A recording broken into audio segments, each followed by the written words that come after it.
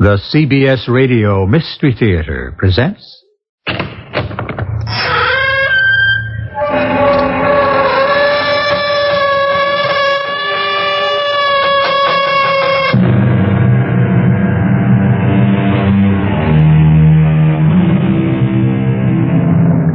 Come in.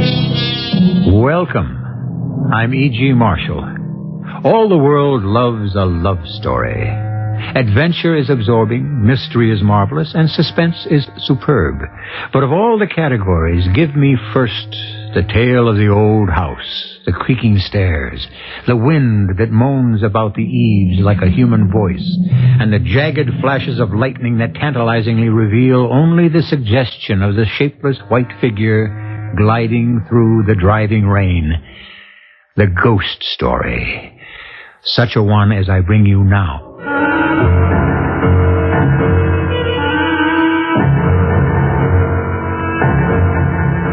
Our mystery drama, Legacy of Guilt, was written especially for the Mystery Theater by Ian Martin and stars Roberta Maxwell.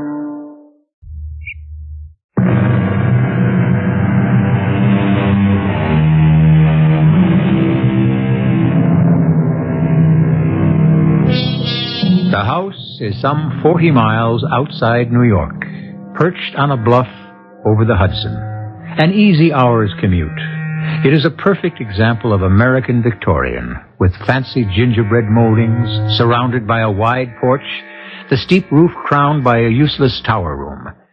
It is rambling without being large, and stands in considerable disrepair. A situation that Tom and Angie Barr, two young New York actors who have just become parents as well as new householders, intend to repair. Tom, what are you doing? Oh, I overcut one of the shelves a smidge, so I'm backing it off with a wood rasp. I don't mean that.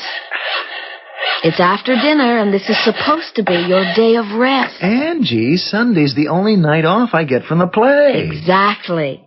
So you ought to spend it with me, to say nothing of your son. Honey, I spent all day with you and the baby. That was a hardship? Oh, come on. You know it wasn't. Hey, what's the matter with you? Something wrong with his nibs? No, he's fine. Sleeping like a... baby? What else? Oh, darling. Angie. Tom, darling, I don't care what you do with your spare time. You just have so little of it. But I do want you to relax. Look at who's talking. You can't kid me anymore since I had the baby. It took Christopher to teach me how to slow down. This time off from the soap opera has been invaluable to me. This building and remodeling is good for me. It's sort of therapy. It looks like hard, tiring work to me. But it isn't. It's a joy. It's a real challenge. Like these shelves I'm building into these two alcoves. They're going to be wonderful. We've got crates of books, and the shelves balance the ones around the fireplace on the opposite wall. Now, that's just the point. Why does the wall stick out in the middle here a couple of feet? I thought we knew all about that. It's because the big kitchen fireplace backs up on this, and the stick-out part here is the chimney and the flue. That's what I thought at first, but look, what if it was a double flue, and behind this is a second living room fireplace? So? What if it is? Angie, can't you see? If the living room here had opposing fireplaces, how it'd make the room stunning instead of just plain marvelous. I see what you mean. But wouldn't it be a terrible amount of work? I'm not suggesting we start tonight. Good, because I want you to come up to the attic with me. I've been finding all sorts of interesting stuff up there. Like what? Something that would please me and make me happy if it could be salvaged. An old mirror and vanity. I thought they might be just right in the bedroom.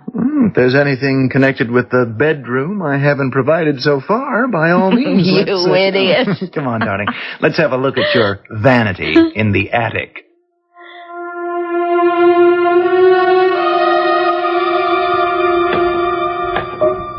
I suppose what I found is ours. Didn't the house come as is? As far as I know. Well, it isn't all that great. I'll show you. See, there's a light somewhere. It's overhead, right in the middle. Half a sec. There. Oh, gesundheit. Why, there's enough dust. I don't think anyone's been up here except me in the last 50 years. More like the last century. There's a little lost alcove over here between the eaves and the chimney wall. The stuff's in here. Shall I drag it out? Would you mind? Now, here's your vanity thing. Ooh, heavier than it looks. Gesundheit! Turnabout is fair play. Still, maybe some tortured spirit from the past is trying to tell us something. What? Amidst the dust of ages, from out the grave I cry, open not the pages, let sleeping vanities lie. What's that from? I made it up myself. Okay, I lugged out your dressing table. Does it still grab you? You know what it is? That's mahogany inlaid with rosewood. And look at that marvelous 3/4 length oval mirror. What about the rest of the junk in here? I don't think it's anything we'd want. Except maybe the trunk. What's in there? I don't know. I didn't know if I should open it. Or could. Oh, let's have a look. Oh, my. What is it? Faded old baby clothes. Oh, aren't they sweet? All handmade. And? Well, they've never been used. Any of them. At least, I'm pretty sure not.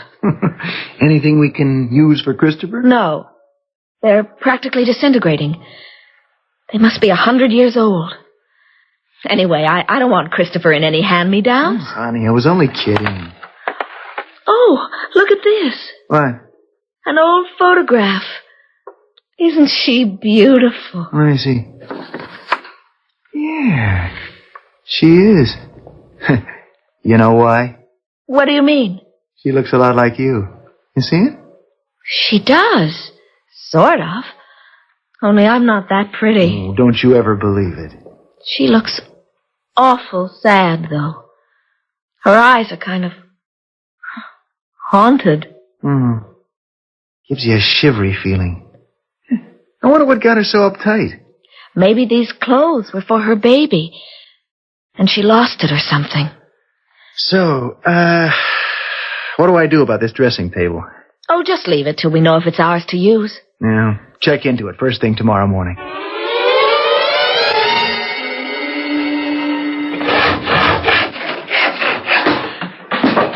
What a racket! It's a wonder I ever got the little king off for his nap. I'm sorry, Angie. I just wanted to get this last shelf up before I get back to my, other profession. I came down to remind you it's time to get showered, shaved, fed, and off for the theater. Okay.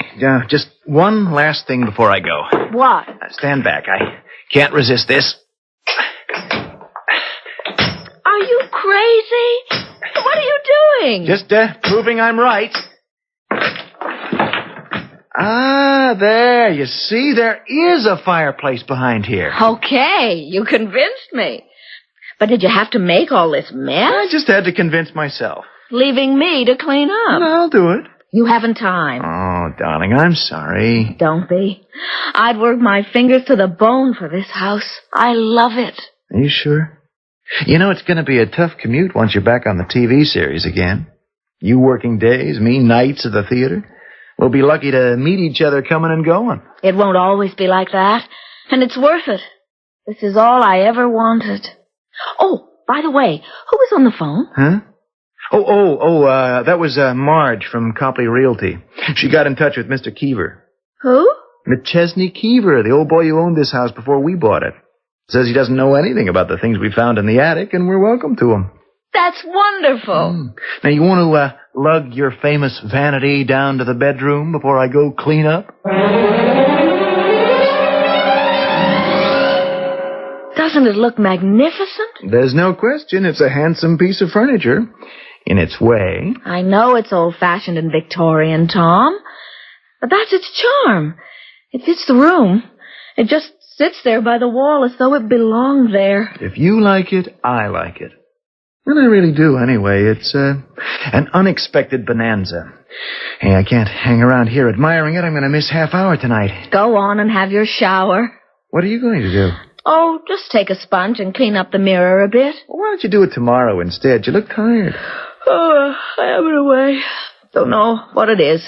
Although your son and heir did keep me up quite a bit last night. Maybe he's having a tooth? Oh, at 4.5 weeks? Idiot. Go shave. Okay. Okay, old mirror. Let's see what a little elbow grease and soap can do. Come on. We've got to do better than that. It's like looking at someone underwater. Come clean. That's better.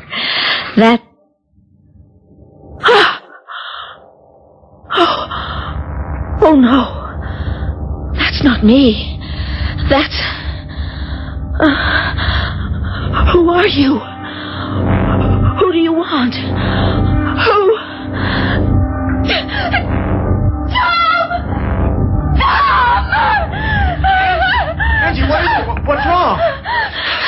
Look. Where? In the mirror. What?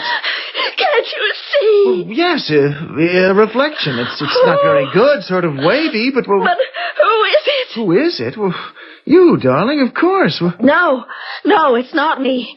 Can't you see? It's her. her? Who's her? The girl in the old faded photograph. The one in the trunk.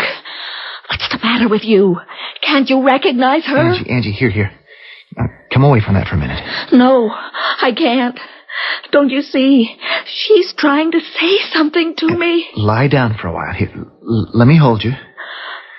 Don't make me leave here. She's counting on me. Now, just rest for a moment. You've got nothing to worry about. All right. If you'll just do one thing. What? Look in the mirror again. What? Well, sure. If it'll make you feel better. What do you see? Well, nothing but my own reflection, half shaved, with soap sticking to my face. I don't believe you. Let me look. All right. What do you see? Angie, what do you see? Nothing. But my own reflection. But a moment ago Oh, Tom, what's the matter with me? Am I going out of my mind?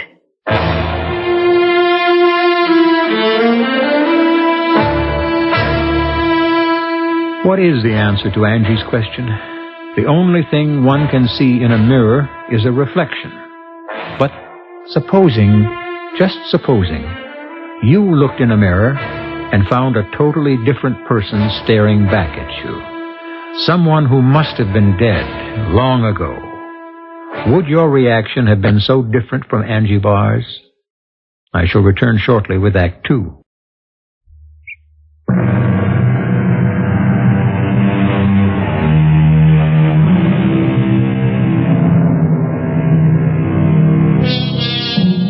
In the quiet bedroom, Tom sits holding Angie's hand.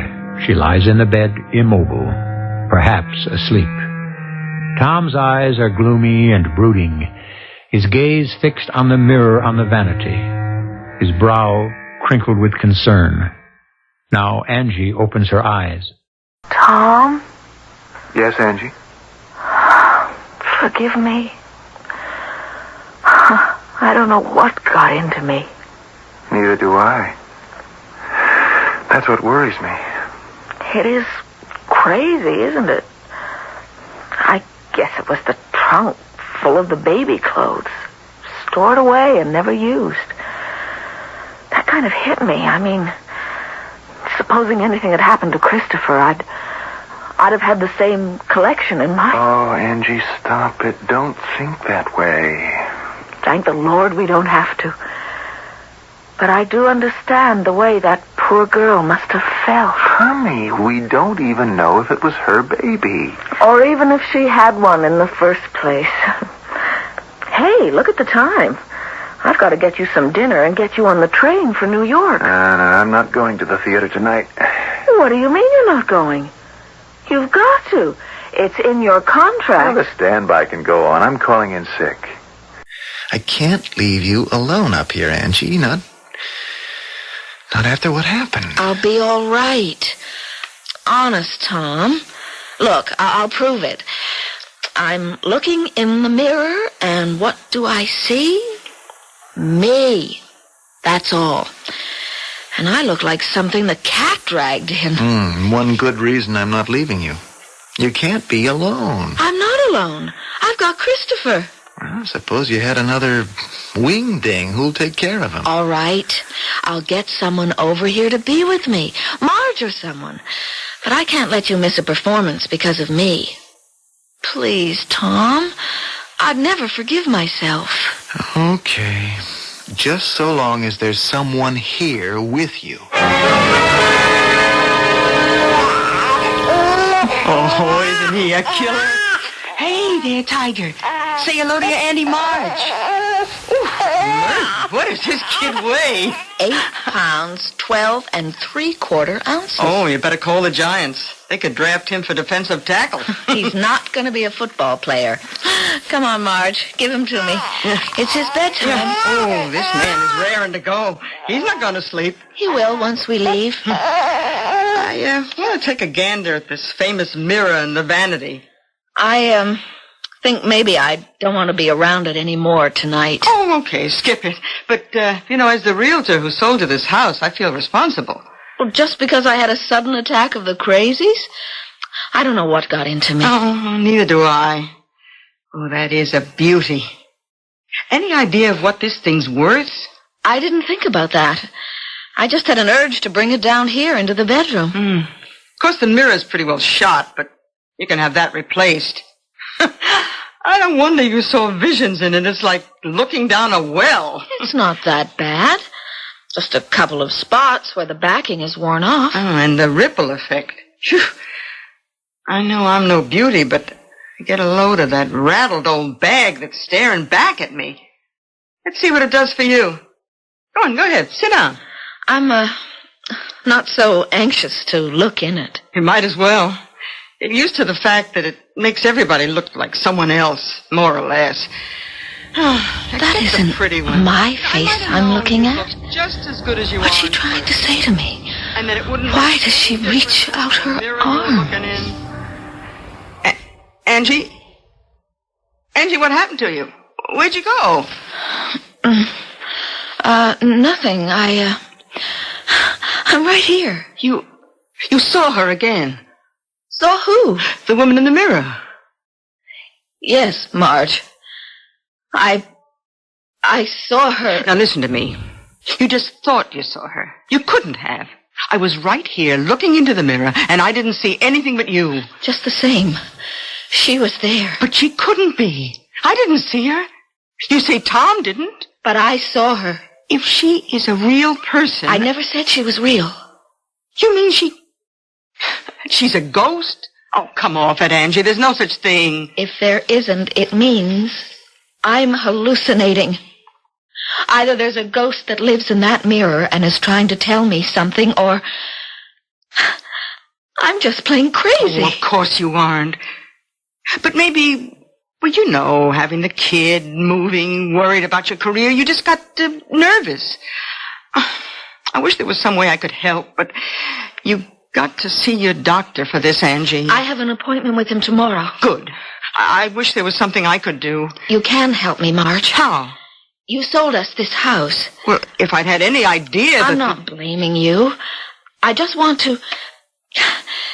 Do you think you could arrange for me to meet the old gentleman who owned it? Oh, honey, I never even met him myself. It was all done through lawyers. Can I meet the lawyer so I can get around to seeing him? Well, what do you want to see him for? I want to ask him about this vanity and the mirror and a trunk with some baby clothes, and who it is in the picture I have.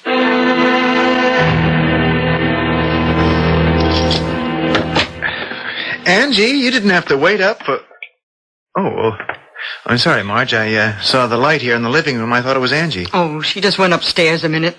Your son and heir was kicking up a storm. Well, I didn't mean for you to stay so late with Angie. Oh, I would not have left that beautiful wife of yours for anything till you got home. Why?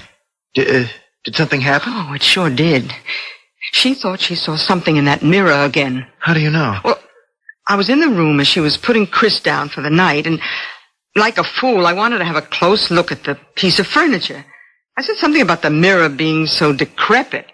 Anyone would look a fright in it. But you know me, that wasn't enough hangnail psychology. I conned her into sitting down and looking at herself in it, just to show it was a plain, ordinary mirror. And before you know it, she was off on some kind of a trip. You said she saw something in it? Yeah, the same woman. Tom, you gotta make sure that girl of yours gets to the doctor. She has an appointment with him in the morning. I was gonna babysit while she went. No, look, I'll be glad to babysit for you, Tom.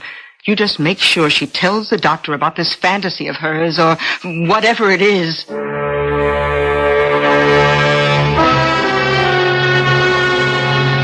And this reflection in the mirror, or this woman who seems to appear, isn't anyone you know? No, Doctor. Well, that is, in a way. I mean, she looks like me, sort of. And also like the picture of the woman Angie found in an old trunk in the attic. The one with all the unused baby clothes. Yes. What do you think it could be, Doctor? Well, instead of that, let me tell you what I think it isn't. What's that? You're a relatively new patient for me, Mrs. Barr, but all the records I've received on you from Dr. Fraser, they indicate that you're a healthy, well-balanced young woman. But you are an actress, and you have just had a baby. I don't see what that's got to do with it. I think I do. This mysterious visitor has appeared twice. Once right after you'd found the old trunk full of baby clothes and the picture of a woman who, I must say, does look remarkably like you. Very beautiful woman, I might add. Has to be, if she looks like Angie. I agree. Now, Mrs. Barr, you say yourself that you immediately leaped to the conclusion that the woman in the picture was a mother who'd lost her baby. Doesn't it seem logical? It could also be logical that this was a woman who couldn't have the baby she wanted, or who had lost her husband before she could, or who lost her life before she could give birth, or, well, there are many possibilities. The only important thing is that, as an actress, you were sensitive enough to fantasize immediately. You dreamed you saw her. You said you were tired and sleepy at the time. I wasn't tired when I saw her the second time. But you just put your baby to sleep. And unconsciously, this woman was again strongly in the back of your mind. But I'm not going to speculate anymore. All I can tell you is that, in my opinion, you're in the pink of good health. And I'd make one simple recommendation. What's that, Doctor? Get rid of the old vanity, Mr. Barr. And with that, I'm sure you'll get rid of your wife's hallucinations also.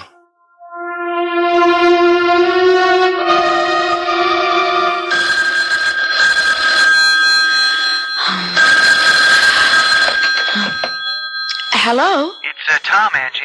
You all right? Tom, where are you? Aren't you at the theater? Yeah, it's intermission. I was worrying about you, so I just thought I'd call. What are you doing? I just finished feeding the baby, and I was putting him to bed. Everything okay? Tom, we took the vanity back up to the attic, even though I felt kind of silly about it. So what could be wrong? I don't know.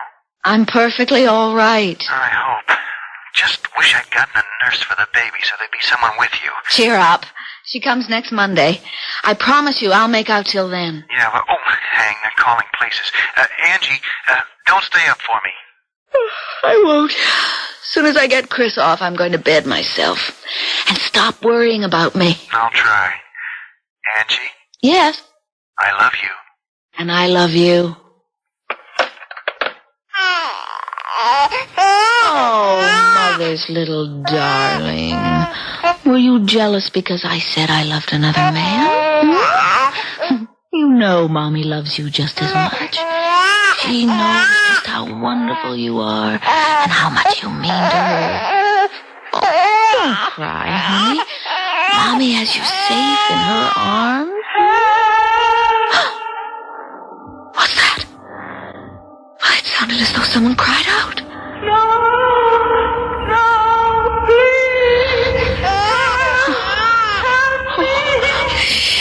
Shush, darling. No one will harm you. It's coming from the attic. It's her. The woman in the mirror. Oh, the poor thing. We've got to help her. We will help her, won't we? My big man. We shouldn't have locked her away, Christopher. We shouldn't. She's trying to tell us something. I can't turn away. She's asking for help. I've got to try. Where's the light?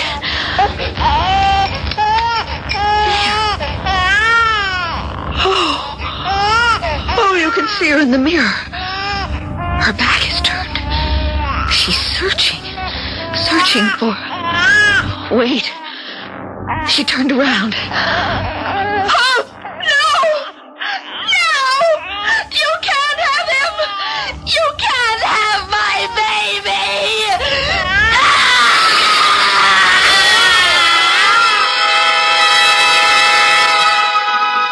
baby! Whatever she has seen in the mirror, Angie, clutching her child to her with one hand, has lunged forward and spun the glass towards the wall so violently that the mirror shatters into 1,000 shimmering pieces. Like a wild animal, Angie rushes headlong down the stairs from the attic to lock herself and her baby in her bedroom. I shall return shortly with Act 3.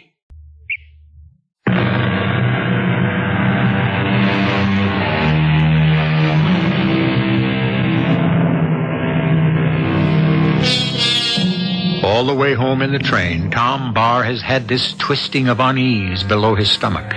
Most of us have felt this premonition at one time or another about someone we love, this kinetic feeling that can only be explained by ESP or simple hunch. From the train, he has hurried to his car, driven to the house recklessly, calmed at the last moment by its quiet exterior as he turns into the drive, with only one light shining from the bedroom. Reassured, he parks the car and walks upstairs to the bedroom door. Oh, Tom, I'm so glad to see you home, darling. Oh, it's all right, Angie. Hey, you're trembling all over. What is it? Oh, it's my fault. What is? It happened just after you called me. I just hung up when... Okay, darling. Oh, Tom, I'm so sorry. I didn't want this to happen. What to happen? After I hung up, I went to talk to Christopher a moment, and suddenly I heard someone, kind of far off, calling for help. I picked up the baby and went to the attic door to listen, because it didn't seem like it was coming from outside. When I opened the attic door, it was louder. Are you crazy? You thought someone was inside the house, and you... Who did you think it was? I didn't have to think. I knew. It was her. Oh, no. I wasn't afraid then. I was only sorry for her. I mean, her voice was so sad and desperate. So I went up to the attic. For heaven's sake, why? I don't know, darling. I can't explain it. I could hear the voice, and it was echoey and strange. And sometimes I felt as if it was even coming from inside me. But I had to go. I had to respond to her call for help. You must have been out of your mind, carrying the baby. I couldn't leave him alone. And I never thought, I never dreamed what could happen. Even after I saw her, You saw her? Where? In the mirror. When I turned on the attic light.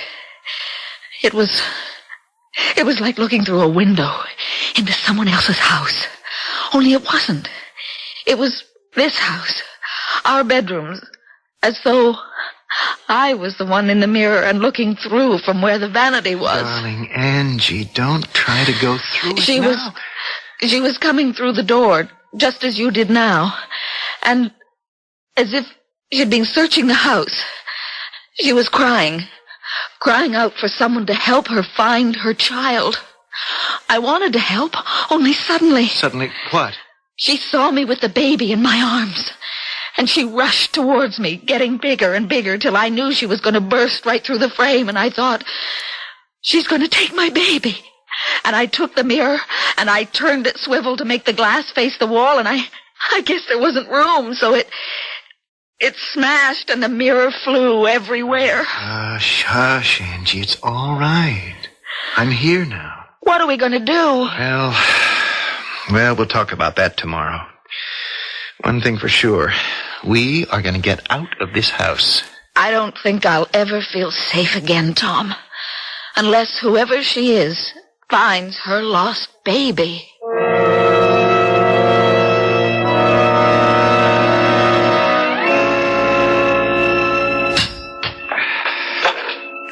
Tom? Oh, Angie. What are you doing? Oh, indulging in some emotional therapy, I guess. Anyway, since we'll have to sell a house, I've got to fix up this wall I broke through to the fireplace. I don't want to move, Tom. This is our house. Why should we be chased out of it?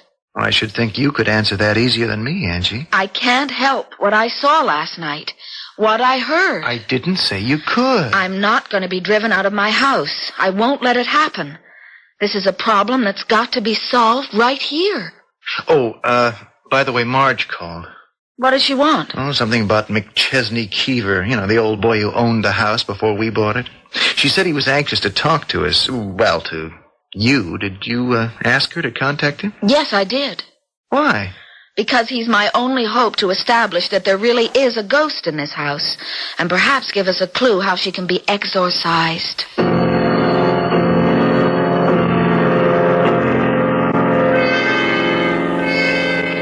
Angie, Tom, this is Mr. Keever. How kind of you to come. Mr. Keever?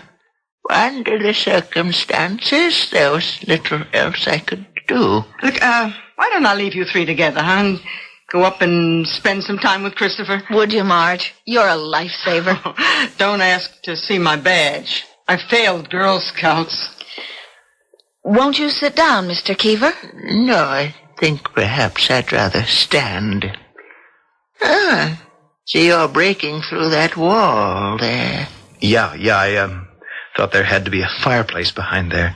Oh, no, please don't apologize. Any apologies in this room must come from me. You're perfectly right, of course, there is a fireplace.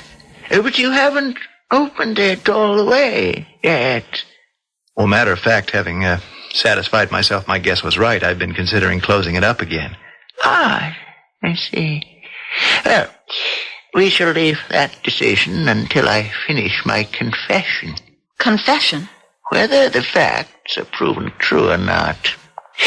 From what Mrs. James has told me, since the discovery of the old vanity, you've been plagued by a series of inexplicable events. I'm ashamed to say I realize that I have visited upon you a legacy of guilt. I do wish you would sit down, Mr. Keever. In due time, my dear. I'll try to make this as brief as possible. It's painful to me. My father was H. Haverford Keever, a moving spirit in these parts. I was born, I always thought, in this house in 1895. I'm 84. Can I get you something to drink, sir? Some tea, some water? No, let me finish. My father was something of a philanderer. Dear me, that sounds impossibly old-fashioned. But all those years ago, it was neither simple nor funny. Fortunately, he was rich. So, having got a certain young woman in trouble, When it became no longer possible to conceal her problem, he arranged to have her, what shall I say, domiciled nearby in his summer house. This house. That was the lovely young woman in the picture I found? By no means. That picture was of the woman I grew up believing was my mother. But she wasn't? Bear with me. Alexandra, for that was my father's wife's name, was pregnant at the same time as my father's mistress. But when the moment came for both of them to deliver, the mistress delivered first, the wife second, with only one difference. The first baby was alive and healthy. The second lost not only its own life, but the mother's as well. I don't understand which was which. That was the legacy of guilt.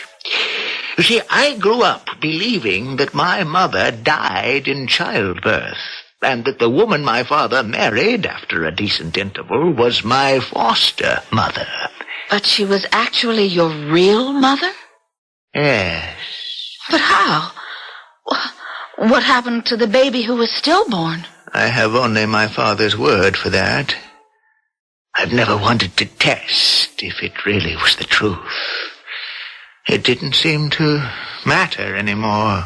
What do you mean, your father's word? After his death, when the estate was finally settled, I was handed a letter that my father had left for me. I destroyed it after I read it, but I remember very clearly how it began. My dear and only son, I have lived with a lie all my life, and even now confession comes hard to me. I bear a terrible guilt that I was responsible for destroying your relationship with your mother. There is no way I can make amends. This is only a selfish attempt to clear my own soul. I don't understand. I grew up believing that I had been responsible for my mother's death. And I resented my father's wife for pretending to be my mother, not knowing that she really was. Do you understand now? You were substituted for the child that died. Correct. But what happened to the dead baby? It was too late for it to become a matter of record. It had to be disposed of. How? I must admit that after reading my father's letter, I put it out of my mind. You see, it didn't matter anymore. I wasn't even sure if I believed any of it. Of course, there was always an easy way to prove it, but somehow it didn't seem worth the effort. What was it, sir?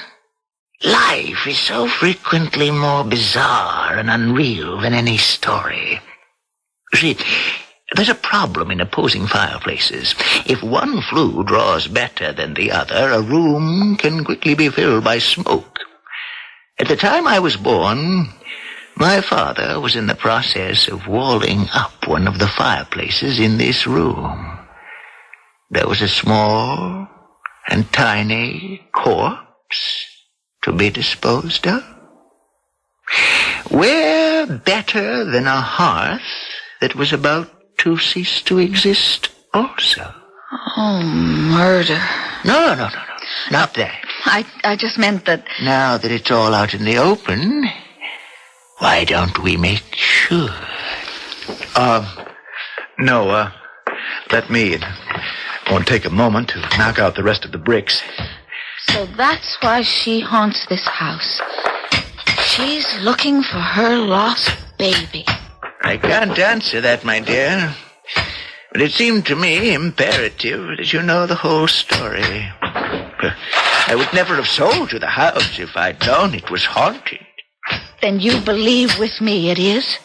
Yesterday I would have scoffed at that. Today, Huh. Oh, my Lord. What is it? Look for yourselves. A skeleton. It's so tiny. But big enough to bring the truth to light at last.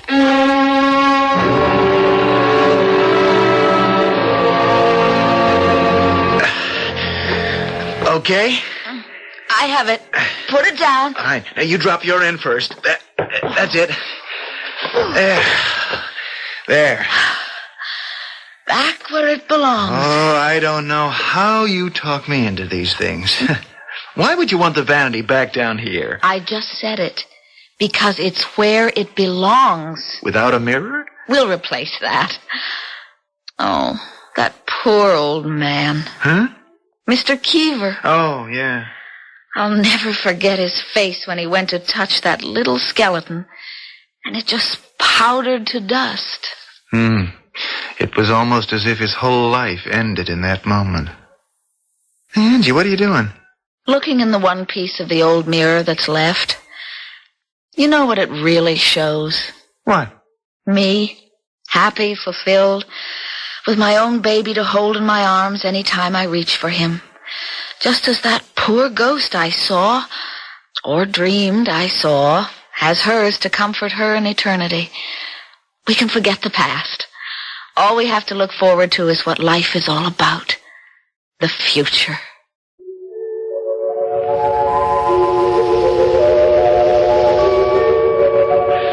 So the ghost is laid to rest, a tiny ghost, never even born, but one who has perhaps found immortality in the arms of a mother who gave her own life to bear him. The past is buried, the legacy of guilt wiped out, and Tom and Angie Barr can once again look ahead to their marriage promise with as much hope as anyone else can, to live happily ever afterwards.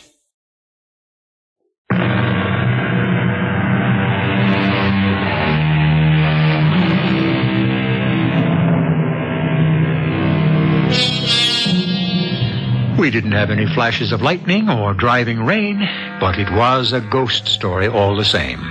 A true ghost story. Because if you don't believe in spirits and beasties and all those other things that are accused of haunting our waking dreams, how do you account for what Angie saw in that fateful mirror? One parting thought: how safe will you feel the next time you look in yours? Our cast included Roberta Maxwell, Russell Horton, and Bryna Rayburn. The entire production was under the direction of Hyman Brown. This is E.G. Marshall inviting you to return to our Mystery Theater for another adventure in the macabre. Until next time, pleasant dreams.